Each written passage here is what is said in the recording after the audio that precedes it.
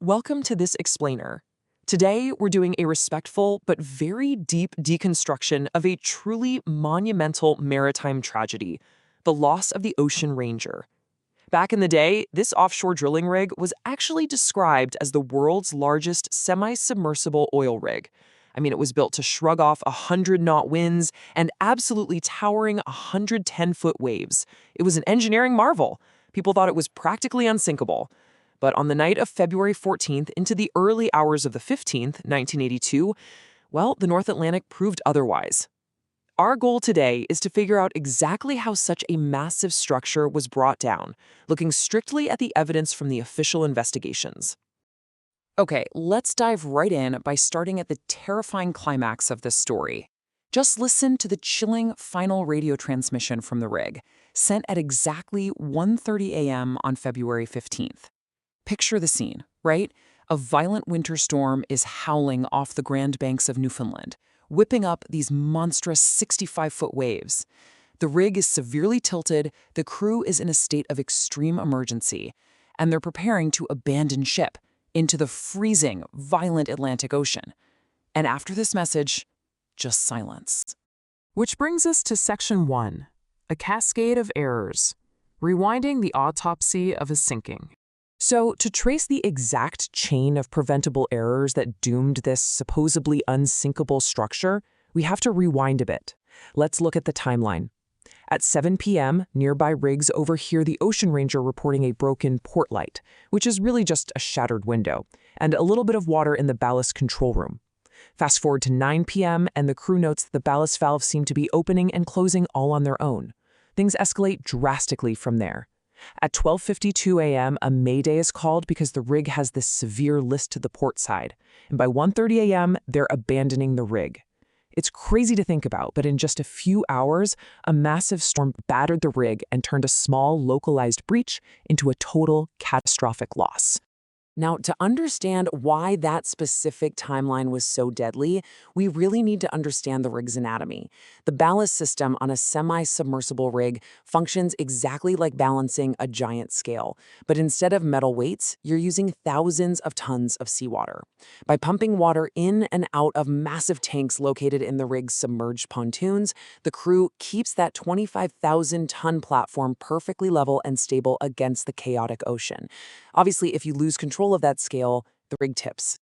Remember that broken window at 7 p.m.? Well, that porthole allowed freezing Atlantic seawater to crash directly onto the ballast control panel. Think about it like this. What happens when you spill a glass of water on your laptop keyboard? The water shorts the circuits, right? And suddenly your computer might start typing random letters or executing commands entirely on its own. That is literally exactly what the seawater did to the Ocean Ranger's ballast panel. The short circuit caused critical valves to open autonomously, moving water around and beginning to tip our giant scale. Moving into Section 2, the blind override. Desperate measures in the dark. With the panel malfunctioning and the rig starting to slowly tilt forward into these massive waves, the crew suddenly found themselves fighting a complex system they just didn't fully understand. Step 1, as we saw, the panel short circuits. Step 2 is where the human element fails, though not entirely by their own fault. The official Royal Commission found that the operators actually lacked formal training on this highly complex system. So, step 3, in a desperate attempt to regain control, they tried a manual override using these brass control rods. But because they were essentially operating blindly without adequate instructions, we hit step 4. They inadvertently opened even more valves. The unintended consequence was that more water flooded the forward tanks, making that deadly forward list much, much worse. And here is the crucial point, the inescapable physics of the situation.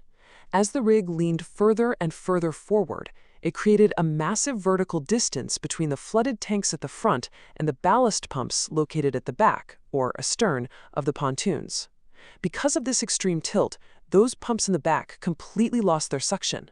So the crew was now entirely stripped of their mechanical ability to pump the flooded forward tanks dry. The rig was literally locked in a fatal downward dive. Which leads us to Section 3, a failed evacuation, abandoning ship in the North Atlantic. With the mechanical battle officially lost, the crew transmitted their final message and were forced to abandon this tilting, dark steel structure into howling 60 to 65-foot waves. And tragically, the evacuation was a complete failure from start to finish. There were no survival suits on board to protect the men from the freezing water. The lifeboats themselves were totally inadequate for 65-foot storm swells. At least one successfully launched, but capsized shortly after. The standby vessels nearby fought courageously to help, but they simply weren't equipped with basic safety lines for a cold water rescue. And because of the severe weather, the first rescue helicopters didn't even arrive until 2:30 a.m., a full hour after the rig was abandoned.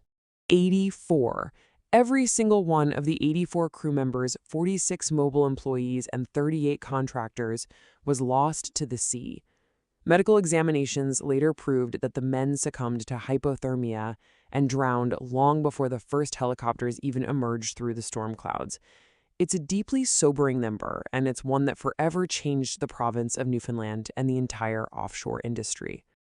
Bringing us to Section 4, the Deadlights Revelation, a heartbreaking conclusion. Years later, the Joint Federal-Provincial Royal Commission investigating the wreckage uncovered an absolutely agonizing truth. Their first report stated, had the crew only closed the deadlights, shut off the electrical and air supplies to the panel, cleaned up the water and glass, and then retired for the evening, the Ocean Ranger and its crew would have survived the storm that night. For context, deadlights are just heavy storm covers for the windows. The most tragic revelation of all here is that the frantic, untrained attempts to save the rig are actually what ultimately sank it. If they had simply sealed the window, cut the power to that short-circuiting board, and gone to sleep, the rig's natural buoyancy would have kept them alive. Finally, Section 5, Legacy and Offshore Reforms, Rewriting the Rulebook.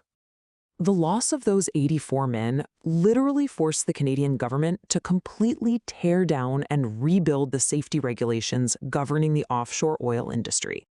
Looking at the pre-1982 landscape, regulation was a really complex, tangled web between federal, provincial, and U.S. Coast Guard agencies that kind of just assumed compliance without actually verifying it.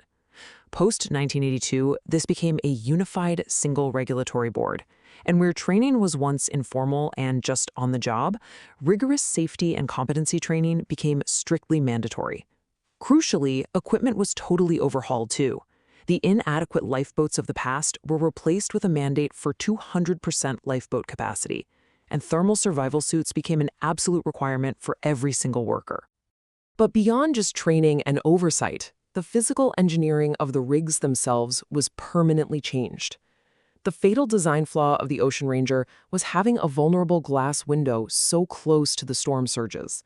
So today, critical ballast control rooms are elevated significantly higher above the waterline. The operating systems were also vastly simplified and given greater fail-safes to make sure that a broken porthole and a splashed control panel could literally never sink a rig again. As we reflect on the men of the Ocean Ranger and the profound impact their loss had on maritime safety, we're kind of left with a lingering question. Must technological progress and safety regulations always be written in the wake of devastating tragedy? Must they be written in the blood of those we've lost? Or, by studying the cascade of errors, from a shattered window to a sunken giant, can we finally learn to anticipate the unimaginable before it happens? Thank you for joining me on this explainer. Keep questioning, keep learning, and we'll see you next time.